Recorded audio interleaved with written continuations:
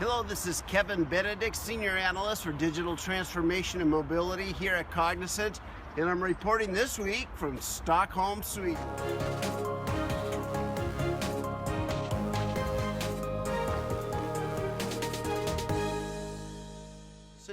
And we just finished off a day here at the EMM, so Enterprise Mobility Management Conference here in Stockholm, Sweden. And I have the privilege of having my friend here, Nick Mcquire. Nick, thanks for joining us. Thanks for having me, Kevin. Always good to see you, as always. Yes, Nick is one of the guys that produces the coolest and most valuable data on trends in mobility. So I really enjoy your presentation today. Thank you very much. Thank you very much. And as always, a great chair. Great chair. Well, thank you so much as well. Talk to us and share with the audience, those that weren't here today. Sure. Tell them what you're seeing different in 2015 than maybe over the last 36 months in enterprise mobility. Yeah, I think there's three kind of main tracks of change that's different now than has been different in the past. I think one is this context, this changing context. You write a lot about this, right? The global economic environment where you see a lot of disruption happening across a number of different industries. And mobility now, being a proven source of competitive advantage based on a lot of really authoritative studies that have come out. So there's that contextual change where enterprises are now looking at mobility very much part of their digital transformational strategies that are becoming more and more important within organizations. There's also a change in maturity amongst companies as well, so we're starting to see that change, and obviously the event today I think is illustrative of that. Questions. Let me just jump in and share that. We heard from so many companies today here at the Enterprise Mobility Management Conference talking about their own kind of progress through the life cycle and maturity life cycle of enterprise mobility. That's right. And they're kind of way beyond just proof of concept. They absolutely are. The Nordics region is pretty advanced, I think, in terms of company maturity levels and the understanding the art of the possible around mobile technology. They've been so for years. So it's actually quite fascinating to hear them talk about what projects they're prioritizing and where their focuses are at the moment. So we've seen that change in maturity shift a lot more around apps, third-party apps, custom app development, doing a lot of the changes within the business around those two trends as well. A lot of discussion there. And of course, this Internet of Things, right? A lot of interest in the convergence between mobility and Internet of Things and how IoT plays with cloud and big data, which you obviously write a lot about as well. So a lot of interest in those areas from a technology point of view. And I think the final piece of change that probably we've seen as well over the last kind of 12 to 18 months is kind of how organizations are organizing around mobility. And so we had SKF, and the SKF is a global manufacturing of ball bearers, but they do some of the most advanced mobility out there. They have an organizational structure, what they call the connectivity room, which is like a dedicated mobile competency center that the CEO has basically mandated for the business, set up with individuals from IT, but also within the business, on the business side. So they've got an interesting organizational strategy around mobility that's emerging that a lot of companies are interested in looking at as well. So those are the real main areas we see. Things that I see different. People aren't talking about ROI. I think the assumption is it's just guaranteed. Yeah. If one project is not necessarily guaranteed, the results are expected and believed, and so there's not that challenge anymore. One of the things I heard often today up front by end user companies is that even when IT budgets are being cut other places, the mobility projects continue to grow and expand. Indeed, absolutely. Although they're looking at ways of expanding mobile applications and implementations,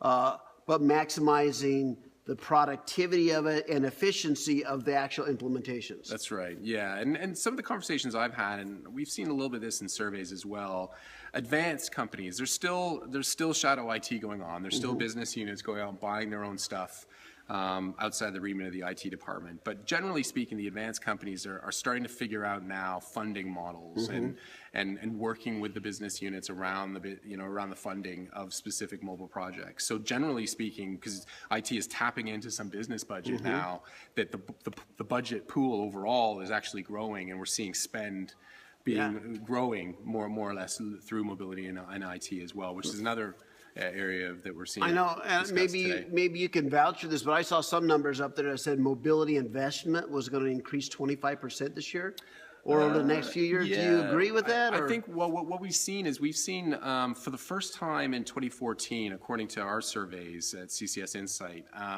that the proportion of IT organizations that are saying that their budgets are going up is now higher than those that are saying it's either flat or in decline. Okay. So this is the first time, particularly in Europe, this is a European-specific trend that we've seen. This is the first time we've seen since pre-2008.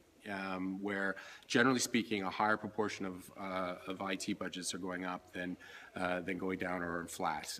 So that, and if you look at the projects underlying that trend, half of them are mobile related. So mobile is contributing to a big force in terms of the rising IT expenditure. Wow. So it doesn't surprise me that some companies are talking about maybe a 25% growth in their budgets. 4 years ago, I was writing papers and blog articles where I believe there was going to be a convergence of, at the time we were calling it MDM, machine-to-machine communications with enterprise mobility, because they're both wireless data coming into the enterprise. That's right. From remote locations. And so it was natural that they were going to follow the same path.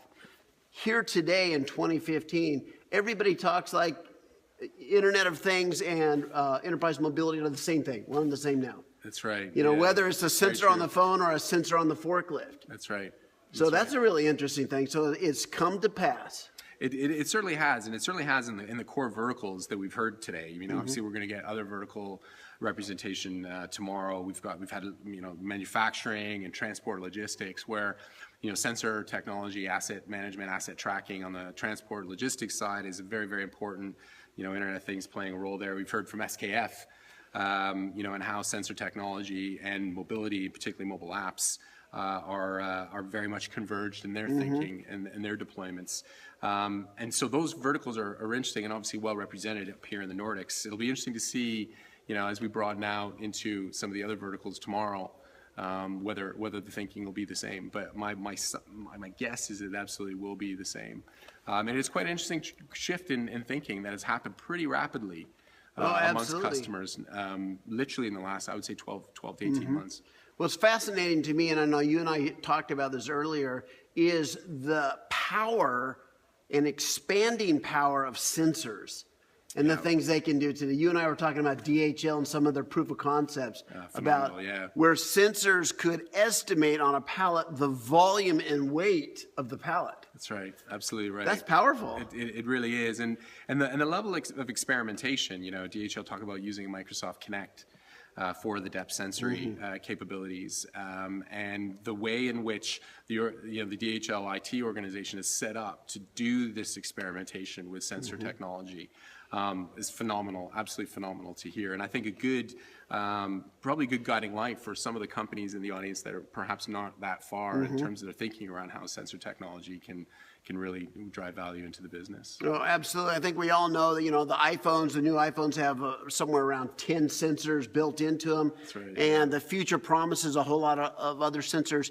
One example today just stands out in my mind. It was an IBM mobile demonstration they had about a police officer able to respond to a call, but before they arrived, were able to, in fact, identify the different live camera angles that were available on a particular location, so that they were able to see live video cams on different views from different cameras before they ever arrived at the location of the incident. That's projecting your senses as a human to different locations and being able to augment your reality by looking at the location before you even get there. Because one of the things that was identified is that a lot of the violence has happened between police and of the citizens or civilians, whatever you wanted to say, is because of a misperception of threat.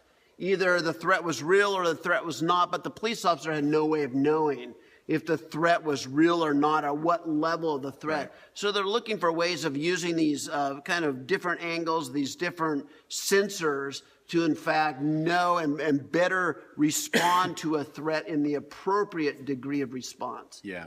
Absolutely. Augmented reality. I heard a lot of that today. Yeah, we did, and it's good. IBM is out showcasing that, the Apple partnership, and it's right down on the ground now across the globe. Yeah. So it's not just housed within certain individuals within IBM out of the States. So it's good to see that, and obviously the level of innovation on that. What's also quite interesting, one of the stats that I found was interesting around SKF through sensor technology. And the combination of sensors and mobile apps as the kind of visual dashboard of the information is the output gains that they're measuring. So, oftentimes we see with mobility that companies kind of have a gut feel that there's value, in terms of doing the specific mobile project. But measurement that comes on the back of it, and consistent measurement on the back of it, doesn't often take a front seat. But with SKF, they absolutely put that at the front seat. And some of the productivity and efficiency gains they've generated, I think 10 to 20% per factory head, that is leveraging that BI and analytics information coming off the sensors, translated across the SKF base, quantified out, is a significant number, and justification. Because part of what's interesting about SKF is the mobility organization, if you like, reports right to the CEO. So they have regular KPI reporting lines into the CEO. So they have to measure. Again, I thought that was quite fascinating because oftentimes you do not see, really solid business value-driven KPIs coming off mobile projects. Absolutely. So that's just a little bit of what we learned today. If you couldn't make it to here in Stockholm at the Enterprise Mobility Management Conference, we missed you, didn't we? We absolutely did. Yeah. And maybe come next year. Yeah, come next year, and we'll have a pint.